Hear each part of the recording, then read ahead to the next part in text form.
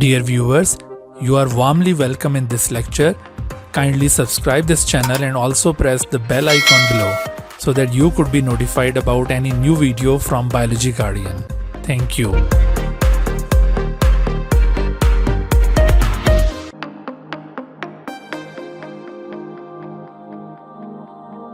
Bismillahirrahmanirrahim. Assalamu alaikum students. Welcome to all of you from Biology Guardian. हमने अपनी पिछली videos के अंदर एमडी कैट का एक मुकम्मल तारुफ आपके सामने पेश किया था। उसमें हमने पाकिस्तान में ऑफर होने वाले मुख्तलिफ किस्म के जो एमडी कैट्स हैं उनकी डिटेल आपको प्रोवाइड की थी और उनमें जो स्टूडेंट्स के रीजन ऑफ फेलियर हैं जिनकी वजह से स्टूडेंट्स कामयाब नहीं हो पाते उनके बारे में भी हमने डिटेल के साथ डिस्कस किया था कि क्या वजह है कि एक स्टूडेंट जो एफएससी में बहुत अच्छे मार्क्स लेकर निकलता है लेकिन जब वो एमडी कैट अटेम्प्ट करता है तो उसके वो डिजायर्ड मार्क्स नहीं आते जो वो एक्सपेक्ट कर रहा होता है और वो मेडिकल कॉलेज में एडमिशन हासिल नहीं कर पाता। तो उन रीजन ऑफ फेलियर्स में से एक reason of failure time management है। हमने अपनी पिछली वीडियोस के अंदर उन टाइम मैनेजमेंट स्ट्रेटजीज को भी डिस्कस किया कि आप किस तरह से टाइम को मैनेज करते हुए 150 मिनट के अंदर 200 क्वेश्चंस को सक्सेसफुली अटेम्प्ट कर सकते हैं। और खास तौर पर हमने बायोलॉजी के पॉइंट ऑफ व्यू से बात की थी कि बायोलॉजी जैसे आसान सब्जेक्ट के अंदर बहुत सारे स्टूडेंट्स कंप्लीट मार्क्स ऑब्टेन नहीं कर पाते। उसकी वजह क्या है कि बायोलॉजी में बाज एमसीक्यूज की स्टेटमेंट इतनी कंफ्यूजिंग होती हैं कि उन स्टेटमेंट्स को बच्चा सही तरह से कंप्रीहेंड नहीं कर पाता और जब वो आसान क्वेश्चंस भी उसके सामने उन स्टेटमेंट्स के थ्रू जब पूछे जाते हैं तो वो उसमें गलती कर बैठता है और अपने मार्क्स लूज कर जाता है। तो इस तरह की जो मॉडल क्वेश्चन स्टेटमेंट्स हैं उनके बारे में आपको पिछली वीडियोस में ब्रीफ किया था कि किस तरह से आपने उन स्टेटमेंट्स को आइडेंटिफाई करना है और उनको किस तरह से अटेम्प्ट करना है। बहरहाल अब हम आज से बाकायदा अपनी एकेडमिक प्रिपरेशन का आगाज करने लगे। इस प्लेटफॉर्म से आप सिर्फ बायोलॉजी की जो प्रिपरेशन होगी एमडी कैट के पॉइंट ऑफ व्यू से वो हासिल कर सकेंगे।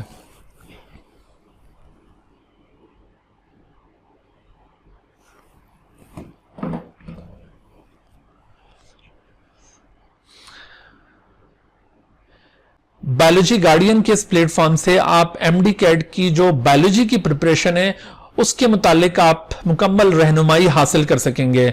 आप इस सीरीज के अंदर अगर मुसलसल कनेक्टेड रहेंगे तो आपको टॉपिक वाइज तमाम लेक्चर्स आहिस्ता आहिस्ता मिलते रहेंगे और साथ साथ ना सिर्फ हम उन लेक्चर्स को कवर करेंगे बल्कि उनसे रिलेटेड उन टॉपिक से रिलेटेड जो क्वेश्चंस पूछे जाते हैं एमडी कैट के अंदर उन पर मुश्तमिल आपको असाइनमेंट्स भी प्रोवाइड की जाएंगी और हर यूनिट के कंप्लीट होने के बाद आपसे एक टेस्ट भी उसका लिया जाएगा जो कि गूगल फॉर्म्स के थ्रू ऑनलाइन टेस्ट होगा और टेस्ट अटेम्प्ट करने के फौरन बाद आपको उसका रिजल्ट भी मिल जाएगा।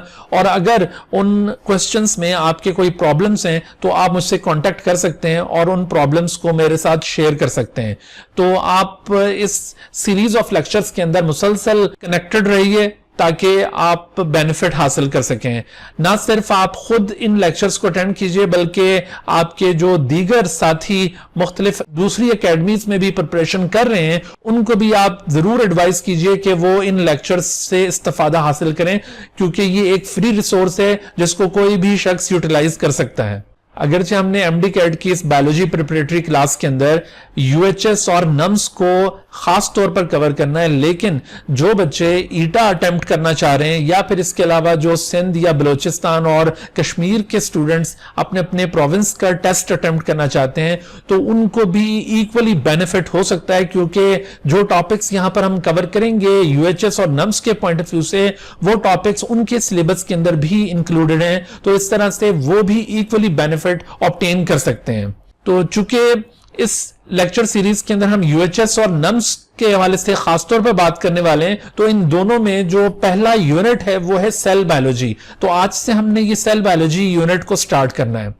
सेल बायोलॉजी यूनिट एक बहुत ही अहम पोर्शन होता है एमडी कैट के सिलेबस के अंदर। तमाम एमडी कैट्स में इसकी बहुत ज्यादा वेटेज होती है। तकरीबन कोई 8 से 10 क्वेश्चन सेल बायोलॉजी में से पूछे जाते हैं। ये यूनिट तकरीबन कोई 6 से 7 लेक्चर्स में अभी हम कंप्लीट करेंगे और डिटेल के साथ हम इनके तमाम कंटेंट्स को कवर करेंगे।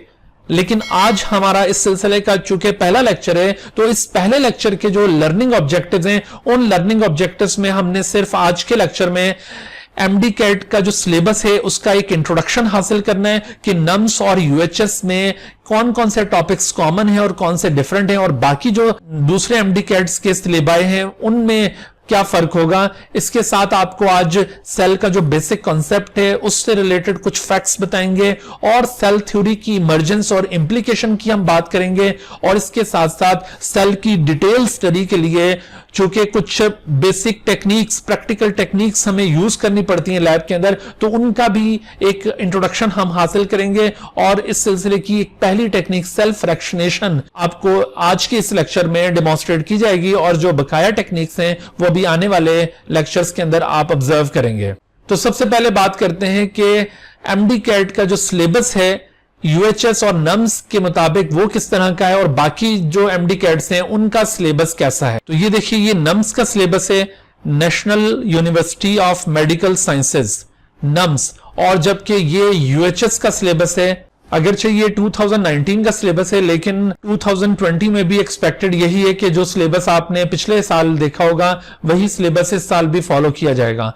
और इस वक्त ये जो सिलेबस आपके सामने मौजूद है ये नम्स का 2019 का सिलेबस है, और 2020 में भी ऑलमोस्ट यही एक्सपेक्ट किया जा रहा है कि यही सिलेबस होगा। तो इन दोनों सिलेबाई के कंटेंट्स के ऊपर अगर गौर किया जाए तो आप देख रहे हैं कि नम्स का सिलेबस तकरीबन कोई 11 यूनिट्स में डिवाइडेड है। जो टोटल फर्स्ट ईयर और सेकंड ईयर का कोर्स है उनको 11 यूनिट्स में यहां पे डिवाइड किया हुआ है। इसके बरक्स यूएचएस ने फर्स्ट ईयर और सेकंड ईयर के तमाम टॉपिक्स को 17 यूनिट्स के अंदर डिवाइड किया हुआ है। अगर हम इनकी फर्दर डिटेल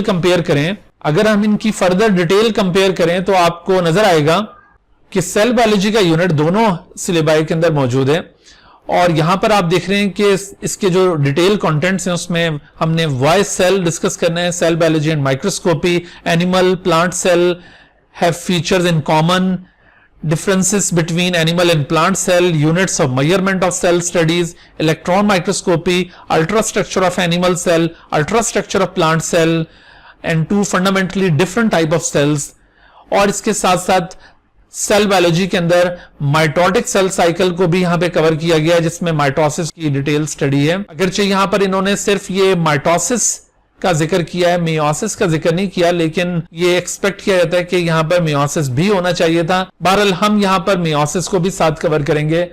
और दूसरी तरफ अगर आप यूएचएस के कंटेंट्स के ऊपर गौर करें तो यहां पर आपको light and electron microscopy, magnification और रेजोल्यूशन वाली technique, structure of typical animal and plant cell, फिर इसी तरह से fluid mosaic model of cell membrane, transport of materials across the cell membrane, active transport, passive transport, endocytosis and exocytosis, and इसके अलावा आपको eukaryotic cell structure, उसके जो different organelles हैं उनके बारे में एक डिटेल अकाउंट, और प्रोकैरियोटिक और यूकैरियोटिक सेल। यहां पर आपको ये जो माइटोटिक सेल साइकिल और मियोसिस वो यहां पे नजर नहीं आ रहा सेल बायोलॉजी के यूनिट के अंदर, एक्चुअली वो अलग से एक यूनिट के तौर पर वो गिवन है टॉपिक्स, लेकिन वो भी हमें यहां पे कवर करने हैं। अच्छा, उसके बाद फिर आपको यहां पे सेल मेम्ब्रेन एंड ट्रांसपोर्ट एक अलग से यूनिट मिल रहा है, जबकि ये सभी टॉपिक्स आपको ये इधर सेल में नजर आएंगे। यहां पर 2-3 एक्स्ट्रा चीजें डिस्कस की हुई हैं, जैसे मिसाल के तौर पर सेल सिग्नलिंग का एक अलग से टॉपिक यहां पे ऐड किया हुआ है जो कि यहां पर नहीं है, लेकिन हम इनडायरेक्टली यहां पर भी सेल सिग्नलिंग के मुतालिक चीजें कवर कर रहे होते हैं। तो इस तरह से ऑलमोस्ट ये दोनों जो टॉपिक्स हैं, ये दोनों यूनिट सेल बायोलॉजी के इन दोनों सिलेबाई के अंदर ऑलमोस्ट एक जैसे हैं। और इसी तरह से जो सिंध या ईटा के स्टूडेंट्स होंगे या फिर बलूचिस्तान के स्टूडेंट्स होंगे वो भी अपनी अपनी बुक्स के मुताबिक जब वो सेल को प्रिपेयर करेंगे तो यही सारे टॉपिक्स उनको भी कवर करने हैं। तो इस तरह से ये जो प्रिपरेटरी सीरीज है लेक्चर्स की, ये सभी एमडी कैट के स्टूडेंट्स के लिए इक्वली इफेक्टिव है। अच्छा, उसके बाद फिर आप देख रहे हैं कि बायोलॉजिकल मॉलिक्यूल, तो यहां पर जो टॉपिक्स बायोलॉजिकल मॉलिक्यूल्स में कवर किए जा रहे हैं, biological molecules in protoplasm, importance of water, carbohydrate, protein, lipids, nucleic acids and conjugated molecules. और जबकि यहां पर आप देख रहे हैं कि बायोलॉजिकल मॉलिक्यूल्स में आपको कार्बोहाइड्रेट, मोनोसेक्राइड, डाइसेक्राइड और ये पॉलीसेक्राइड, लिपिड्स और उनकी टाइप्स, प्रोटीन्स और उनकी टाइप्स, फिर इसी तरह से न्यूक्लिक एसिड में फिर आप वाटर से रिलेटेड जो टॉपिक गिवन है, और साथ यहां पर एंजाइम का भी जिक्र किया हुआ है। नम्स के बायोलॉजिकल मॉलिक्यूल्स वाले पोर्शन में यहां पर आपको एंजाइम का यूनिट, एंजाइम का टॉपिक नजर नहीं आ रहा, और मेरा ख्याल है कि वो शायद मिस्टेकनली यहां से स्किप हो गया है, तो होना चाहिए था। बहरहाल आपको नम्स के लिए भी एंजाइम के चैप्टर को मिस नहीं करना, उसको भी कवर करना है, और यहां तो इसका बाकायदा जिक्र किया हुआ है, तो हम दोनों के पॉइंट ऑफ व्यू से एंजाइम को भी कवर करेंगे। अच्छा, उससे अगर हम आगे बढ़ते हैं तो यहां पर तीसरा यूनिट क्रोमोसोम एंड डीएनए, लेकिन ये क्रोमोसोम एंड डीएनए नम्स के अंदर आगे जाकर आपको एक यूनिट के तौर पर मिलेगा। आगे जो इसका यूनिट है एवोल्यूशन इन जेनेटिक्स, उसके अंदर ये क्रोमोसोम एंड डीएनए को यहां पे डिस्कस किया हुआ है। तो टॉपिक्स ऑलमोस्ट सेम है, जो क्रोमोसोम एंड डीएनए के टॉपिक्स आपको नम्स में कवर करने हैं, ऑलमोस्ट वही टॉपिक्स आपको ये यूएचएस के सिलेबस के अंदर भी कवर करने। सिर्फ थोड़ा सा एक जो टॉपिक डिफरेंट नजर आता है वो ये है कि यहां पर रेगुलेटिंग जीन एक्सप्रेशन आपको नजर आ रहा है, लेकिन ये रेगुलेटिंग जीन एक्सप्रेशन आपको यहां यूएचएस के टॉपिक्स में नहीं मिलेगा। उसकी दरअसल वजह ये थोड़ा सा ये जो डिफरेंस नजर आता है कि ये जो नम्स के टॉपिक्स हैं ये मोस्टली फेडरल बोर्ड की जो नेशनल बुक फाउंडेशन की बुक्स हैं उनसे उठाए गए हैं, और जबकि यूएचएस के topics mostly Punjab text book board की बुक्स से उठाए गए हैं, तो इस वजह से ये थोड़ा सा चंद एक टॉपिक्स में आपको डिफरेंस नजर आ रहा है। अच्छा, बहरहाल क्रोमोसोम एंड डीएनए के बाद यहां पर जैसे ये सेल डिवीजन अलग से एक यूनिट दिया हुआ है जिसमें माइटोसिस और मियोसिस को कवर करवाया जा रहा है, लेकिन हमने अभी जिक्र किया था कि यहां पर सेल बायोलॉजी के अंदर भी माइटोटिक सेल साइकिल को दिखाया गया था, जिसमें मियोसिस का जिक्र तो नहीं है, बहरहाल माइटोसिस का जिक्र जरूर है, तो आपको मियोसिस भी जरूर कवर करनी चाहिए, और जैसा कि आपको ये यूएचएस में अलग से एक यूनिट यहां पे नजर आ रहा है। अच्छा, उससे आगे बढ़िए तो ये वैरायटी ऑफ लाइफ एक और यूनिट यहां पे दिया हुआ है, जिसमें हमने डिफरेंट टाइप की जो किंगडम्स हैं उसमें प्रोटिस्टा, फंजाई, प्लांटी और एनिमेलिया को कवर करना है। अब यहां पर भी देखें एक मिस्टेक हुई है कि यहां पर जो प्रोकैरियोटिक किंगडम है यानी बैक्टीरिया, उसका सिरे से जिक्र ही नहीं है। हालांकि ऐसा हो नहीं सकता कि बायोलॉजी के किसी एमडी कैट की प्रिपरेशन हो रही हो और उसमें बैक्टीरिया का कोई बिल्कुल सिरे से जिक्र ही ना हो, तो ये हो सकता है कि मिस्टेकनली वो टॉपिक यहां से स्किप हुआ है। बहरहाल आपने उसको भी कवर करना है, और यहां पर अगर आप देखें तो आपको वैरायटी ऑफ लाइफ वाली हेडिंग के बजाय यहां पर आपको माइक्रोबायोलॉजी की हेडिंग मिल रही है, और इसके अंदर आपको ए सेलुलर लाइफ जिसमें वायरसेस को कवर किया जा रहा है, प्रोकैरियोट्स जिसमें बैक्टीरिया को डिटेल से कवर किया जा रहा है, फिर प्रोटिस्ट और फंजाई को भी यहां पे कवर किया जा रहा है। अच्छा, यहां पर अब जो प्लांट किंगडम है उसको स्किप कर दिया है, एनिमल किंगडम को अलबत्ता दिया हुआ है, जबकि यहां पर प्लांट किंगडम का भी जिक्र किया हुआ था। तो मैं आपको एडवाइस करूंगा कि आप नम्स के लिए प्लांट किंगडम को भी जरूर प्रिपेयर करके जाएं, क्योंकि यहां पर जो प्लांट किंगडम आपको नजर नहीं आ रहा तो हो सकता है कि वो मिस्टेकनली यहां पे ऐड ना हुआ हो। अच्छा, उसके बाद फिर आप देख रहे हैं यहां पे ह्यूमन फिजियोलॉजी शुरू हो जाती है, लेकिन यहां पर अगला जो यूनिट है वो बायो एनर्जेटिक्स है। चलें, हम अगर बायो एनर्जेटिक्स का यूनिट यहां पे तलाश करें तो आपको बायो एनर्जेटिक्स का यूनिट आगे चलकर नजर आएगा। तो यहां पर देखिए एक और अगेन मिस्टेक आपको नजर आएगी कि बायो एनर्जेटिक्स में एनर्जी एंड रेस्पिरेशन के टॉपिक्स यहां पे दिखाए गए हैं। यहां पर फोटोसिंथेसिस का टॉपिक बिल्कुल स्किप हो गया है, और वो भी मिस्टेकनली हुआ है, क्योंकि कभी भी ऐसा नहीं होता कि एमडी कैट बच्चे अटेम्प्ट कर रहे हो और फोटोसिंथेसिस से रिलेटेड कोई क्वेश्चन ना हो। फोटोसिंथेसिस एक बहुत ही अहम टॉपिक होता है जो मेडिकल कॉलेजेस के एडमिशन के टेस्ट में पूरी दुनिया में उसमें से क्वेश्चन पूछे जा रहे होते हैं, तो इस वजह से आपको यहां पे फोटोसिंथेसिस भी प्रिपेयर करना है। लेकिन यहां पर आपको बायोएनर्जेटिक्स में ऑलमोस्ट सभी टॉपिक्स जो बायोएनर्जेटिक्स के साथ रिलेटेड हैं, जिसमें सेलुलर रेस्पिरेशन और फोटोसिंथेसिस के सभी टॉपिक्स हैं, वो यहां पे आपको कवर करने हैं। अच्छा, उसके बाद फिर देखिए नेक्स्ट यहां पर अब वो जो ह्यूमन फिजियोलॉजी है वो शुरू हो जाती है। तो सबसे पहले यहां पर गैस एक्सचेंज है, तो अब हम यहां अगर कंपेयर करें ह्यूमन फिजियोलॉजी में तो गैस एक्सचेंज का यहां पर भी यूनिट मौजूद है, और ये गैस एक्सचेंज यहां पर आपको रेस्पिरेटरी सिस्टम के तौर पर नम्स के सिलेबस में मिलेगा। गैस एक्सचेंज के बाद फिर इन्होंने यहां पे ट्रांसपोर्ट ऑफ प्लांट्स को ऐड कर दिया, हालांकि ये ह्यूमन फिजियोलॉजी के यूनिट्स चल रहे हैं, तो ट्रांसपोर्ट इन प्लांट्स को अलग से होना चाहिए था, लेकिन इन्होंने बीच में ऐड कर दिया। बहरहाल ये जो ट्रांसपोर्ट इन प्लांट्स हैं, चैप्टर नंबर 14 जो पंजाब टेक्स्ट बुक बोर्ड की बुक है उसमें से जितने भी प्लांट्स से रिलेटेड टॉपिक्स हैं, और इसी तरह से जो बच्चे फेडरल बोर्ड से आ रहे हैं उन्होंने चैप्टर नंबर 10 पढ़ा होगा फर्स्ट ईयर में, तो उसमें ये प्लांट की ट्रांसपोर्ट से रिलेटेड टॉपिक्स मौजूद हैं, तो इनको यहां पे कवर करना होगा। और इसी तरह से ये टॉपिक्स आपको सिंध में और इसी तरह से जो केपीके में बुक्स पढ़ाई जा रही हैं उनमें भी आपको मिलेंगे, तो ये चीजें भी आपको कवर करनी है।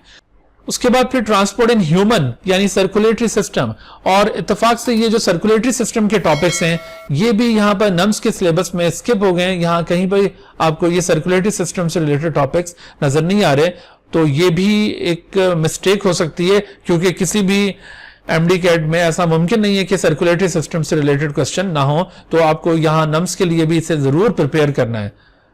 उसके बाद आप देख रहे हैं कि इम्यूनिटी, तो इम्यूनिटी का टॉपिक ये इस जगह पर भी मौजूद है, बल्कि नम्स में थोड़ा सा इम्यूनिटी का पोर्शन ज्यादा डिटेल से डिस्कस किया हुआ है, क्योंकि ये टॉपिक्स नेशनल बुक फाउंडेशन की बुक से उठाए गए और वहां पर इम्यूनिटी एक इंडिपेंडेंट चैप्टर के तौर पर पढ़ाया जा रहा होता है, जबकि यहां पर इम्यूनिटी से रिलेटेड जस्ट चंद एक फैक्ट्स का जिक्र किया हुआ है। उसके बाद फिर आप देख रहे हैं यहाँ पर होम्योस्टेसिस है, जिसके अंदर एक्सक्रीशन और ऑस्मो रेगुलेशन को डिस्कस किया जाता है, और इस जगह पर ये एक्सक्रीशन और ऑस्मो रेगुलेशन का एक पूरा यूनिट मौजूद है। होम्योस्टेसिस के बाद मसल्स एंड मूवमेंट, और ये मसल्स एंड मूवमेंट आपको इस जगह पर भी नजर आएगा। आप देख रहे हैं कि यहां पर मसल्स एंड मूवमेंट के तौर पर ये सपोर्ट एंड मूवमेंट का टॉपिक गिवन है, और ऑलमोस्ट सेम चीजें हमने कवर करनी है। फिर देखिए कम्युनिकेशन के लिहाज से यहां पर दो यूनिट्स हैं, एक हार्मोनल कंट्रोल है और दूसरा आपको यहां पर नर्वस सिस्टम नजर आ रहा है, तो ये दोनों कम्युनिकेशन से रिलेटेड टॉपिक्स हैं, और इन टॉपिक्स को इस जगह पर भी दिया हुआ है, यूएचएस में भी और नम्स में भी। फिर रिप्रोडक्शन आपको दोनों साइड में मिल रहा है, तो रिप्रोडक्शन के अलावा बस अब ये ह्यूमन फिजियोलॉजी यहां पर आकर कंप्लीट हो जाती है, लेकिन आपको नम्स में एक और चीज जो एडिशनल मिलेगी वो इन्फेक्शियस डिजीजेज हैं। आपको इन्फेक्शियस डिजीजेज के ऊपर भी एक मुकम्मल अकाउंट यहां पे नम्स में मिलेगा, जबकि ये यहां पर इस तरह का यहां पर ये इन्फेक्शियस डिजीजेज से रेलिवेंट कोई अलग से यूनिट नहीं है। हाँ, अलबत्ता जब हम माइक्रोबायोलॉजी पढ़ रहे होंगे तो वहां पर कुछ डिजीजेस का जिक्र जरूर आएगा, तो वो डिजीजेस ऑलमोस्ट यही हैं जो हम यहां पर पढ़ रहे होते हैं। उसके बाद अगर हम जेनेटिक्स को कंपेयर करें तो जेनेटिक्स का यहाँ पे काफी डिटेल से टॉपिक मौजूद है। तो जेनेटिक्स में आपने जैसे अभी पहले क्रोमोसोम एंड डीएनए को देखा था, लेकिन उसके बाद फिर ये इनहेरिटेंस के मुख्तलिफ टॉपिक्स हैं, और जबकि यहां पर भी ये ऑलमोस्ट सभी टॉपिक्स इस जगह पर भी मौजूद हैं। उसके बाद बायोटेक्नोलॉजी भी एक कॉमन यूनिट है। बायोटेक्नोलॉजी आपको यहां पर भी ऑलमोस्ट वही टॉपिक्स मिलेंगे जो आपको यहां पर मिल रहे हैं। एवोल्यूशन भी दोनों साइड पर मौजूद है, लेकिन उसके अलावा आपको इकोसिस्टम सिर्फ ये नम्स में मिलेगा। यूएचएस में ये इकोसिस्टम का यूनिट मौजूद नहीं है, लेकिन आप अगर यूएचएस के लिए जा रहे हैं तो आप इकोसिस्टम को भी जरूर प्रिपेयर करके जाएं, क्योंकि एनवायरनमेंट से रिलेटेड यहां पर कोई भी टॉपिक नहीं है, और ऐसा मुमकिन नहीं हो सकता कि किसी एमडी कैट के अंदर एनवायरनमेंट से रिलेटेड कोई क्वेश्चन ना हो। तो इस तरह से आपने देखा कि इन दोनों सिलेबाई के अंदर बहुत सारे जो टॉपिक्स हैं वो कॉमन है, और किसी किसी जगह पर थोड़ा सा डिफरेंस नजर आ रहा है। तो इस तरह से हम इन तमाम टॉपिक्स को अच्छी तरह से कवर करेंगे।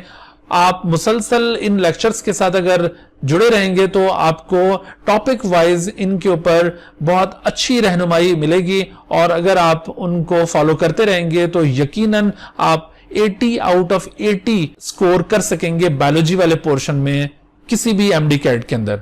इसके बाद आज के लेक्चर में हमने जो फर्दर टॉपिक्स को कवर करना है उसमें basic concept of cell. Students, आप जानते हैं कि cell is a fundamental structural and functional unit of an organism. तो why cell is called structural unit and why it is known as functional unit, इस point of view से अक्सर question पूछे जाते हैं। स्ट्रक्चरल यूनिट सेल को कहने की वजह यह है कि हमारी बॉडीज के अंदर सेल्स एक्चुअली कंबाइन होकर टिश्यूज बनाते हैं, और टिश्यूज से आगे चलकर फिर ऑर्गन्स फॉर्म होते हैं, और ऑर्गन से ऑर्गन सिस्टम फॉर्म होते हैं, और ऑर्गन सिस्टम अल्टीमेटली कंप्लीट या होल ऑर्गन में डेवलप करते हैं। तो इस तरह से आप देख रहे हैं कि किसी भी ऑर्गेनिज्म की जो बॉडी है वो सेल से मिलकर बन रही है। Cells combine together to form tissues, tissues combine together to form organs, organs combine together to form organ system, and ultimately the whole individual or whole organism is formed. तो चूंकि cell organism की building up के अंदर involve हो रहा है, therefore cell is called fundamental structural unit of an organism. इसी तरह से why cell is called functional unit of an organism. तो फंक्शनल यूनिट इसको क्यों कहा जाता है? क्योंकि जितने भी फंक्शंस आपको लाइफ से रिलेटेड नजर आते हैं, all the functions related to life, तो ये तमाम फंक्शंस जो लाइफ से रिलेटेड हैं, उन तमाम फंक्शंस को एक सिंगल सेल भी परफॉर्म करता है। मिसाल के तौर पर जैसे रिप्रोडक्शन है, तो सेल भी रिप्रोड्यूस करता है, एक ऑर्गेनिज्म भी रिप्रोड्यूस करता है। रिप्रोडक्शन की तरह यहां पर अगर हम देखें ग्रोथ एंड मेटाबॉलिक एक्टिविटीज का अगर जिक्र किया जाए, तो ग्रोथ एंड मेटाबॉलिक एक्टिविटीज भी ना सिर्फ ऑर्गेनिज्म परफॉर्म कर रहा है, बल्कि इसके साथ साथ एक सिंगल सेल भी परफॉर्म कर रहा है। बिल्कुल इसी तरह से सेंसिटिविटी, ये ना सिर्फ ऑर्गेनिज्म की प्रॉपर्टी है, बल्कि ये प्रॉपर्टी आपको एक सिंगल सेल में भी मिलती है।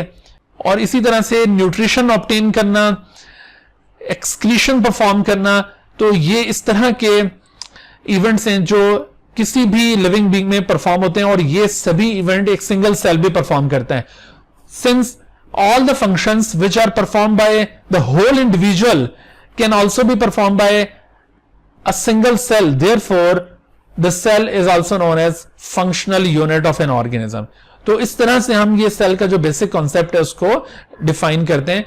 अब इस पॉइंट ऑफ व्यू से ये क्वेश्चन यूं पूछे जा सकते हैं आपसे कि which of the following statement satisfies that the cell is the fundamental structural unit of an organism.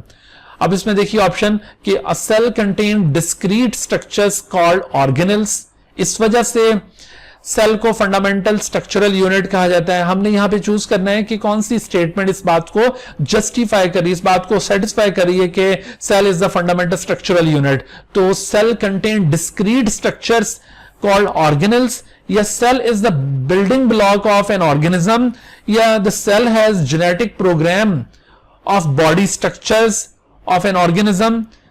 तो अगर यहां पर बात पूछी जाती है ना कि which of the following statement is correct about the cell, ठीक है, इस तरह से अगर ये पूछा जाता फिर तो हम कहते हैं कि all of them are correct about the cell. इसमें से कोई भी ऐसी बात नहीं लिखी हुई जो सेल के मुतालिक गलत हो। लेकिन हमने ये नहीं चूज करना कि इनमें से कौन सी बात सेल के मुतालिक सही है या कौन सी बात गलत है। एक्चुअली आप स्टेटमेंट पे गौर कीजिए, यहां पर हमें चूज करना है कि इनमें से कौन सी स्टेटमेंट सेल को स्ट्रक्चरल यूनिट के तौर पर सेटिस्फाई कर रही है। तो अब आप इसमें गौर कीजिए तो हमें यह महसूस होता है कि cell is the building block of an organism. जैसे अभी मैंने बताया था कि हमारी बॉडीज के अंदर सेल्स टिश्यूज बनाते हैं, टिश्यूज से ऑर्गन्स बनते हैं, ऑर्गन से फिर ऑर्गन सिस्टम, और फिर होल इंडिविजुअल और ऑर्गेनिज्म फॉर्म होता है। इस वजह से जो राइट आंसर यहां पे बनता है वो ये बी ऑप्शन हो सकता है। बिल्कुल इसी तरह से एक और क्वेश्चन हम लेते हैं कि which of the following statement satisfies that the cell is fundamental unit of an organism, fundamental functional unit of an organism. तो why cell is called functional unit, अभी आपको demonstrate किया था कि a cell is specific to perform a particular function। ये बात गलत नहीं है, बिल्कुल ऐसा दुरुस्त है कि cell is specific to perform a particular function। लेकिन क्या इसकी वजह से cell को fundamental functional unit कहा जाता है, या फिर a cell is functionally unique? तो ये बात भी अगरचे दुरुस्त है, लेकिन क्या ये बात इस बात को जस्टिफाई कर रही है कि cell is the fundamental functional unit? फिर इसी तरह से आप देखिए कि cell can perform all the functions which can be performed by the whole organism. तो अभी मैंने आपको ये बात डिमॉन्स्ट्रेट की थी कि जितने भी लाइफ से रिलेटेड फंक्शंस हैं, रिप्रोडक्शन हो, न्यूट्रिशन हासिल करना हो, एक्सक्रीशन हो, या फिर गैस एक्सचेंज है, रेस्पिरेशन, तो ये जितने भी फंक्शन एक लिविंग बीइंग से रिलेटेड हैं, all those functions can also be perform by a single cell. तो ये वाली जो बात है ये सबसे ज्यादा सुटेबल है in order to justify that the cell is fundamental functional unit of an organism। लिहाजा यहां पर जो करेक्ट आंसर बन रहा है वो ये सी होना चाहिए। और यहां पर भी अगर आपसे पूछा जाता है कि which of the following is correct about cell, तो हम कहते हैं कि भाई all of them are correct about the cell. लेकिन यहां पर आपसे करेक्ट स्टेटमेंट नहीं पूछी गई, बल्कि आपसे यह पूछा गया है कि आप यहां पर वो स्टेटमेंट बताएं जो बेस्ट सेटिस्फाई कर रही है that cell is fundamental functional unit of an organism. अच्छा, उसके बाद नेक्स्ट जो कंसेप्ट हमने डिस्कस करना है वो सेल थ्योरी है। सेल थ्योरी सेल बायोलॉजी के अंदर एक बहुत ही इंपॉर्टेंट कॉन्सेप्ट है, और इसके बगैर बायोलॉजी का तस्वर नहीं हो सकता, क्योंकि cell is the fundamental structural and functional unit of an organism, और इसी चीज को सेल थ्योरी कहा जाता है। तो सेल थ्योरी किस तरह से ओरिजिनेट हुई और इसमें कौन कौन से पॉइंट्स इंक्लूडेड हैं, उनको यहां पे हम ब्रीफली डिस्कस करते हैं। आप देख रहे हैं कि यहां पर हमने हिस्टोरिकली इन चीजों को अरेंज किया है कि सेल थ्योरी किस तरह से इमर्ज हुई और उसकी फर्दर जो डेवलपमेंट है वो कैसे हो रही है। देखिए, सेल थ्योरी का जो आगाज है ना, ये उस वक्त से ही होता है जब सेल डिस्कवर हुआ था, क्योंकि डिस्कवरी ऑफ सेल से सेल थ्योरी का आगाज हो जाता है। और ये जो डिस्कवरी ऑफ सेल है ये किसके सर जाता है इसका सहरा, तो 1665 में रॉबर्ट हुक नामी एक शख्स ने एक सेल्फ मेड माइक्रोस्कोप के अंदर थिन पीस ऑफ कॉर्क को जब स्टडी किया तो उसने देखा कि ये जो थिन स्लाइस ऑफ कॉर्क है उसके अंदर यूं हनीकॉम्ब लाइक स्ट्रक्चर्स नजर आ रहे हैं। तो इन हनीकॉम्ब लाइक स्ट्रक्चर्स को उसने सेल का नाम दिया। तो एक्चुअली ये जो वर्ड सेल है उसने ड्राइव किया था सेलुला से। Word cell is drive from cellula. और सेलुला का मतलब क्या होता है, सेलुला का मतलब होता है बॉक्स और कंपार्टमेंट। ठीक है, बॉक्स और कंपार्टमेंट। क्योंकि रॉबर्ट हुक को जो इस तरह से ये बॉक्स या कंपार्टमेंट्स नजर आए थे, ये बिल्कुल यूं एम्प्टी स्ट्रक्चर्स थे, जैसे बॉक्स या कंपार्टमेंट्स बिल्कुल एम्प्टी स्ट्रक्चर्स होते हैं। तो इस वजह से इन एम्प्टी स्ट्रक्चर्स को उसने सेलुला कहा, या फिर बाद में फिर इससे टर्म सेल ड्राइव हो गई। तो रॉबर्ट हुक ने सेल को डिफाइन कुछ इस तरह से किया था कि cells are empty spaces bounded by thick walls. तो ये सबसे जो पहली डेफिनेशन है सेल की according to the Robert Hooke, वो ये है कि cells are empty spaces bounded by thick walls. क्योंकि जो माइक्रोस्कोप रॉबर्ट हुक ने यूज की थी उस माइक्रोस्कोप में सेल की इंटरनल डिटेल का बिल्कुल पता नहीं चल रहा था, इस वजह से सेल्स को एम्प्टी स्पेसेस के तौर पर डिफाइन किया गया। बहुत अरसे तक सेल के मुतालिक और कोई डिटेल पता ना चल सकी। उसकी मेन वजह क्या थी, उसकी मेन वजह यह थी कि माइक्रोस्कोपी के अंदर कोई खातिर ख्वाह डेवलपमेंट ना हो सकी। असल में जो सेल की डिस्कवरी है वो भी माइक्रोस्कोप की इन्वेंशन के साथ लिंक की जाती है। जब तक माइक्रोस्कोप इन्वेंट नहीं हुई थी तब तक सेल की डिस्कवरी भी पॉसिबल नहीं हुई थी। तो माइक्रोस्कोप की इन्वेंशन भी ये 1665 के आसपास ही हुई थी और इसी वजह से फिर ये 1665 में सेल को आइडेंटिफाई करना पॉसिबल हो सका। सेल की ये जो अर्ली डिस्कवरी है, रॉबर्ट हुक ने उसे एक पब्लिकेशन में पब्लिश किया था। उस पब्लिकेशन का नेम है माइक्रोग्राफिया। तो आपने ये माइक्रोग्राफिया टर्म भी याद रखनी है, समटाइम एमसीक्यूज में ये बात भी पूछी जाती है। और according to the Robert Hooke, cell की अर्ली जो डेफिनेशन है वो भी आपसे पूछा जा सकता है, उसको भी आप याद रखिए। और ये सेल किस वर्ड से ड्राइव हुआ है ये भी आपको याद रखना है। ये एमसीक्यूज से रिलेटेड बातें जो आपसे पूछी जा सकती हैं। उसके बाद फिर चूंकि काफी अरसे तक सेल के अंदर फर्दर किसी डिटेल का पता ना चल सका, तो 1805 में लॉरेंस हॉकिन ने सेल के मुतालिक एक स्टेटमेंट पास की। उसका ख्याल यह था कि all living beings originate from और कंसिस्ट ऑफ वेसिकल और सेल्स। और कुछ ही अरसे के बाद 1809 में लेमार्क ने इसी से मिलता जुलता एक और आइडिया पेश किया। Nobody can have life if its constituent parts are not cellular tissues और not formed by cellular tissues. अब ये जो दोनों स्टेटमेंट्स हैं ये एक दूसरे से बिल्कुल रेलेवेंट स्टेटमेंट्स हैं, लेकिन चूंकि इन स्टेटमेंट्स के पीछे कोई एक्सपेरिमेंटल एविडेंस मौजूद नहीं था तो इस वजह से इन स्टेटमेंट्स को इतनी रिकग्निशन ना मिली। लेकिन 1831 में एक और कंट्रीब्यूशन हमारे सामने आता है कि रॉबर्ट ब्राउन नामी एक शख्स ने सेल के अंदर न्यूक्लियस को रिपोर्ट किया और इस तरह से हमें यह पता चला कि cells are not empty spaces, cells contain a rounded body inside the cell known as nucleus। तो इस तरह से ये न्यूक्लियस की डिस्कवरी 1831 में हुई और न्यूक्लियस की डिस्कवरी के साथ ही जो अर्ली डेफिनेशन ऑफ सेल थी कि cells are empty spaces bounded by thick wall, तो वो डेफिनेशन भी डिस्कार्ड हो गई। अब हम कह सकते थे कि cells are not empty spaces, they also contain nucleus inside it. बहरहाल 1838 और 1839 में बिल तरतीब ये एक बोटेनिस्ट श्लाइडन और एक ज़ूलॉजिस्ट श्वान ने अलग अलग रिसर्च करते हुए प्लांट्स और एनिमल्स के मुतालिक ये एक्सपेरिमेंटल एविडेंस पेश किया कि all plants are composed of cells and all animals are composed of cells. हालांकि ये वाली जो बात है इससे पहले लॉरेंस हॉकिन और लेमार्क भी कर चुके थे, लेकिन चूंकि उनकी बात के पीछे कोई एक्सपेरिमेंटल एविडेंस मौजूद नहीं था तो इस वजह से उसको इतना ज्यादा रिकग्नाइज नहीं किया गया था। लेकिन श्लाइडन और श्वान की ये जो बात थी उसको बहुत ज्यादा रिकग्निशन मिली और इस तरह से सेल थ्योरी अपनी इब्तिदाई शक्ल में हमारे सामने आई। और इसकी वो जो इब्तिदाई फॉर्म है, initial state of cell theory, उसके मुताबिक सेल थ्योरी क्या है कि all living beings are composed of sales.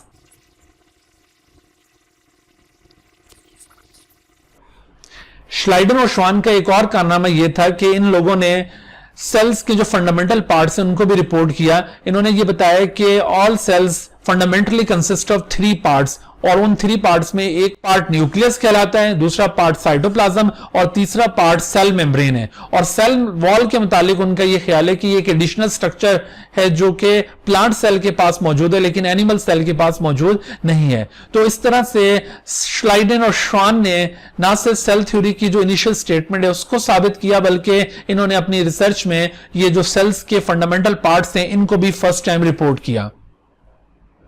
उसके बाद फिर सेल स्टडीज के हवाले से एक बकायदा ब्रांच स्टैब्लिश होगी जिसे साइटोलॉजी या सेल बायोलॉजी कहा जाता है, और इसके अंदर मजीद रिसर्च का आगाज हुआ।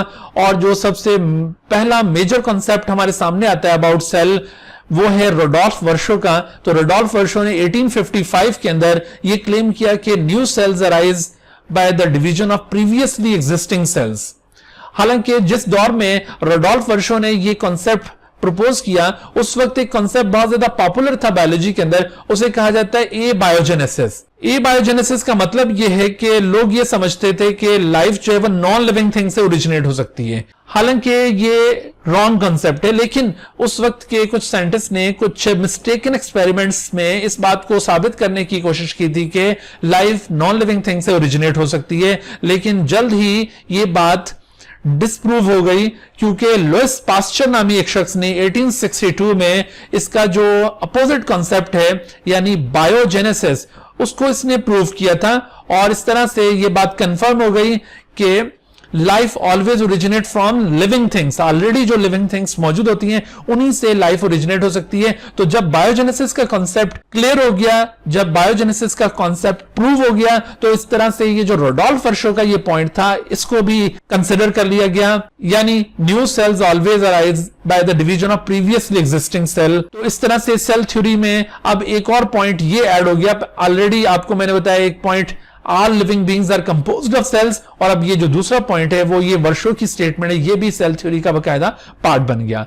अच्छा, बहरहाल इसके बाद सेल के हवाले से जैसे मैंने आपको बताया कि बकायदा अब एक ब्रांच ऑफ बायोलॉजी स्टैब्लिश हो गई थी जिसे साइटोलॉजी या फिर इसे सेल बायोलॉजी कहा जाता है। तो इस साइटोलॉजी या सेल बायोलॉजी में सेल के हवाले से मुख्तलिफ तरह की रिसर्च परफॉर्म होने लगी। तो उसके बाद ऑर्गेनिजम्स को डिफाइन करने के लिए एक प्रैक्टिकल डेफिनेशन भी सामने आई। एक लिविंग बीइंग या एक ऑर्गेनिज्म क्या होता है, तो उसको कुछ इस तरह से डिफाइन किया कि living being is a chemical organization composed of cells and capable of reproduce itself. इसके बाद एक और मेजर कॉन्सेप्ट जो सेल बायोलॉजी के अंदर इंक्लूड किया जाता है, सेल थ्योरी की डेवलपमेंट में उसको इंक्लूड किया जाता है, वो है ऑगस्ट वीसमैन का कॉन्सेप्ट। 1885 के अंदर ऑगस्ट वीसमैन ने ये डेमोन्स्ट्रेट किया कि all presently living cells have common origin because of their basic similarities in structure and molecules. तो इस तरह से सेल्स के कॉमन ओरिजिन का जो कॉन्सेप्ट पहली बार प्रपोज किया था वो ये 1885 में ऑगस्ट वीसमैन ने यूं प्रपोज किया। तो इस तरह सेल थ्योरी की डेवलपमेंट हुई, और अब आजकल सेल थ्योरी हमारे सामने जिस शक्ल में मौजूद है उसमें आपको ये 3 पॉइंट्स याद रखने। पहला point, all living beings are composed of cells. दूसरा point, new cells always arise by the division of previously existing cell. और फिर तीसरा पॉइंट इसके अंदर जो हम सेल की डेफिनेशन करते हैं कि cell is fundamental structure and functional unit of an organism, उसको भी इंक्लूड किया जाएगा। तो ये जो present day form of cell theory वो इन 3 स्टेटमेंट्स पर मुश्तमिल है। जी, तो अब हम बात करते हैं कि सेल की डिटेल स्टडी के लिए हमें कुछ टेक्निक्स को यूज करना पड़ता है। ये सेल बायोलॉजी में यूज होने वाली कॉमन टेक्निक्स हैं। इन टेक्निक्स में सबसे पहली टेक्निक जो हम डिस्कस करने जा रहे हैं वो है cell fractionation. Cell fractionation is isolation of different components of cells from each other. Cell fractionation का मकसद क्या है, सेल फ्रैक्शनेशन की क्यों जरूरत होती है, हम सेल के जो डिफरेंट कंपोनेंट्स हैं उनको आइसोलेट क्यों करना चाहते हैं। दरअसल सेल की डिटेल स्टडी के लिए हमें माइक्रोस्कोपी परफॉर्म करना होती है, और इलेक्ट्रॉन माइक्रोस्कोपी के लिए जरूरी है कि सेल के अंदर मौजूद डिफरेंट ऑर्गेनल्स को एक दूसरे से अलहदा करके उनको डिटेल से स्टडी किया जा सके।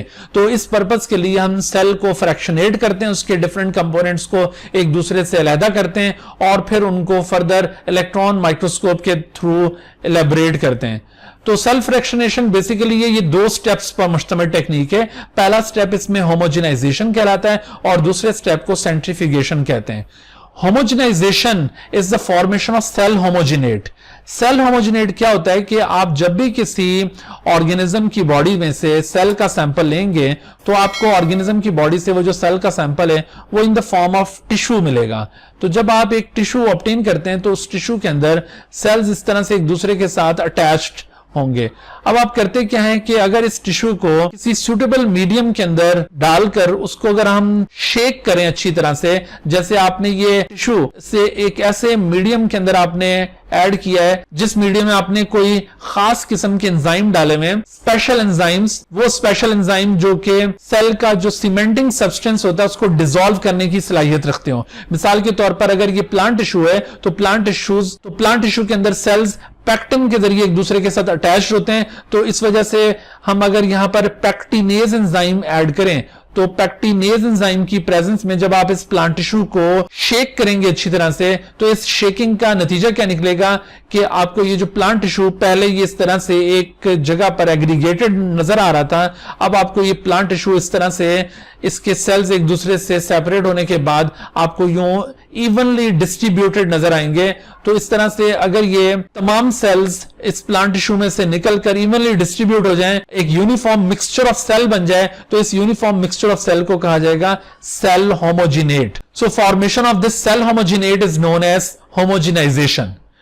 जब एक बार होमोजेनाइजेशन हो जाती है तो उसके बाद फिर इस होमोजीनस मैस ऑफ सेल को यानी सेल होमोजिनेट को हम सेंट्रीफ्यूज मशीन के जरिए सेंट्रीफ्यूगेशन के अमल से गुजारते हैं। सेंट्रीफ्यूगेशन क्या चीज है? Centrifugation is the isolation of different components of cells according to their density by rotating them at high speed. Centrifugation एक ऐसी टेक्निक है जिसमें आप अपने सैंपल को बहुत हाई स्पीड के ऊपर रोटेट करवाते हैं। मिसाल के तौर पर ये सेंट्रल रॉड के साथ आपने ये टेस्ट ट्यूब्स इस तरह से अटैच कर दी और इन टेस्ट ट्यूब्स के अंदर आपने अपने सॉल्यूशन को डाला हुआ जिसके अंदर ये सेल्स का एक सस्पेंशन मौजूद है, एक सेल होमोजिनेट मौजूद है। तो ये टेक्निक इस तरह से वर्क करती है कि बहुत हाई स्पीड के ऊपर इन ट्यूब्स को रोटेट किया जाएगा और इस रोटेशन की वजह से एक फोर्स जनरेट होगी जिसे सेंट्रीफ्यूगल फोर्स कहा जाता है। ये फोर्स यूं सेंटर से अवे मूव करवाती है चीजों को।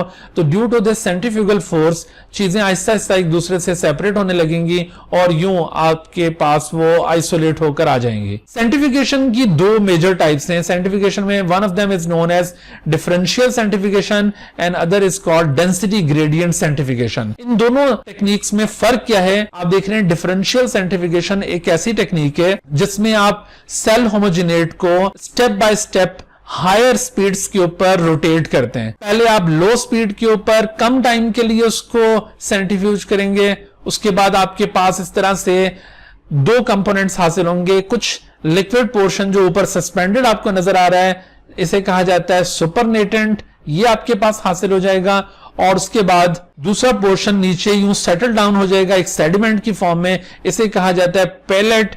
तो इस तरह से आपके पास ये पैलेट हासिल हो जाएगा। तो यूं पहली दफा जब आपने इसको लो स्पीड के ऊपर सेंट्रीफ्यूज किया तो ये सुपरनेटेंट और पैलेट आपके पास ऑब्टेन हो गया। तो आप क्या करेंगे कि इस ट्यूब में से पैलेट को आइसोलेट करेंगे और सुपरनेटेंट को एक और ट्यूब में डालकर आप अगेन सेंट्रीफ्यूज करेंगे, लेकिन इस बार आपने स्लाइटली हायर स्पीड यूज करनी है और ज्यादा टाइम के लिए सेंट्रीफ्यूज करना है। तो इस तरह से सेकंड स्टेप के ऊपर भी आपके पास अगेन सुपरनेटेंट और पैलेट ऑब्टेन होगा। तो आप अगेन ये जो सेकंड पैलेट है इसको आइसोलेट कर लेंगे और फिर आप जो सुपरनेटेंट है उसको एक और ट्यूब के अंदर फर्दर हायर स्पीड के ऊपर सेंट्रीफ्यूज करेंगे फॉर मोर टाइम और फिर आपके पास एज यूजुअल सुपरनेटेंट और पैलेट ऑब्टेन होगा। और इस पैलेट को भी आप सेपरेट करके सुपरनेटेंट को फर्दर हायर स्पीड और फर्दर टाइम के लिए सेंट्रीफ्यूज करेंगे और इस बार फिर आपके पास ये सुपरनेटेंट और पैलेट ऑब्टेन होगा। यूं इस तरह से आप स्टेप बाय स्टेप ना सिर्फ स्पीड को इंक्रीज करते जाएंगे बल्कि इसके साथ साथ टाइम को भी ऐड करते जाएंगे और इस तरह आपको हर स्टेप के ऊपर एक खास किस्म का पैलेट ऑब्टेन होता जाएगा। अब ये जो पैलेट है इसके अंदर क्या चीज मौजूद है?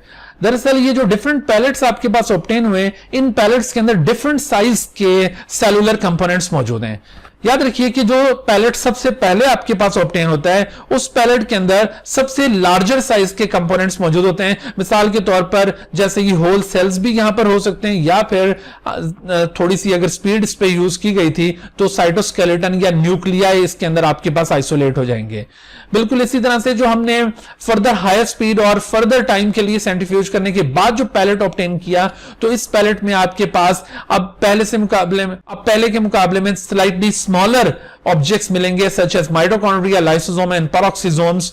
फिर इसी तरह से जो थर्ड पैलेट होगा उसके अंदर मजीद छोटे स्ट्रक्चर्स आपको मिलेंगे, सच एज माइक्रोसोम्स या अदर वेसिकल्स। और जो आखिर में आपके पास पैलेट ऑब्टेन हुआ, इसमें सबसे छोटे साइज के सेलुलर स्ट्रक्चर्स मिलेंगे, फॉर एग्जांपल राइबोसोम्स या फिर वायरसेस या लार्ज मैक्रोमोलिक्यूल।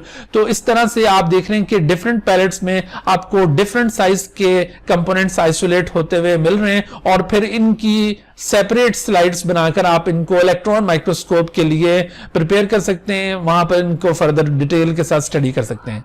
अब यहां पर आपसे क्वेश्चन ये पूछे जा सकते हैं कि आपको इस तरह से अगर डिफरेंशियल सेंट्रीफ्यूगेशन में डिफरेंट पैलेट्स यूं दिखाए गए हों और उनमें से पूछा जाए कि which of the following pellet contains the cellular structures of largest size, तो ऑब्वियसली जो पैलेट सबसे पहले ऑब्टेन किया गया होगा उसमें वो सेलुलर स्ट्रक्चर्स होंगे जो लार्जेस्ट साइज के होंगे। इसी तरह से जो सबसे लास्ट पैलेट होगा उसके अंदर सबसे छोटे साइज के स्ट्रक्चर्स होंगे। तो ये इस तरह की एमसीक्यूज यहां से पूछे जा सकते हैं। दूसरी जो टाइप है सेंट्रीफ्यूगेशन की, उसे कहते हैं density gradient centrifugation. Density gradient centrifugation में हम एक ही स्पीड यूज करते हैं और एक ही दफा सेंट्रीफ्यूज करेंगे एक पर्टिकुलर टाइम पीरियड के लिए, और उसके बाद हमारे पास डिफरेंट सेडिमेंट्स ऑब्टेन हो जाएंगी।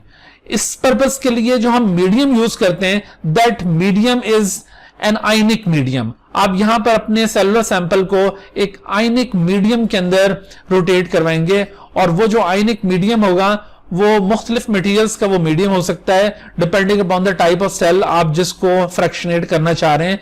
तो जैसे सीजियम क्लोराइड हो सकता है, सोडियम क्लोराइड हो सकता है, या फिर इसी तरह से कोई और आयनिक सोल्यूशन हो सकता है। तो आयनिक सोल्यूशन यहां पर यूज करने का मकसद दरअसल ये था कि आप जब सेंट्रीफ्यूज करने से पहले टेस्ट ट्यूब प्रिपेयर करेंगे तो आपको ये टेस्ट ट्यूब इस तरह से मिलेगी कि इसमें आपके पास ये जो आयनिक सोल्यूशन है इसके आयंस आपको यूं इवनली डिस्ट्रीब्यूटेड नजर आएंगे इस टेस्ट ट्यूब के अंदर, और आपका जो सैंपल है वो भी एक जगह पर आपको एग्रीगेटेड नजर आएगा। ये सपोज हमारा सैंपल है, और जबकि ये बाकी जो आयंस हैं वो इक्वली डिस्ट्रीब्यूटेड हैं।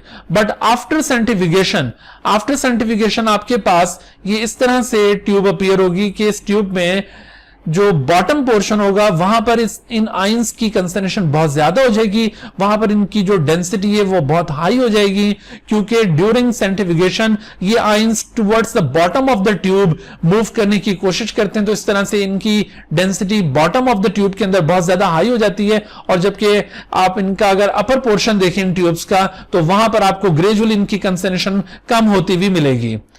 तो इस तरह आप देख रहे हैं कि आफ्टर सेंट्रीफ्यूगेशन चूंकि इस ट्यूब के अंदर इन आयंस का एक ग्रेडियंट स्टैब्लिश हो गया है, डेंसिटी ग्रेडियंट। ग्रेडियंट का मतलब होता है डिफरेंस इन द कंसंट्रेशन। आपको यहां पर लो कंसंट्रेशन मिल रही है इनकी, और ये नीचे बहुत हाई कंसंट्रेशन मिल रही है। तो इस तरह से ये लो टू हाई ये आपको डेंसिटी में डिफरेंस दिखाई दे रहा है थ्रू आउट द ट्यूब। तो therefore this technique is known as density gradient centrifugation.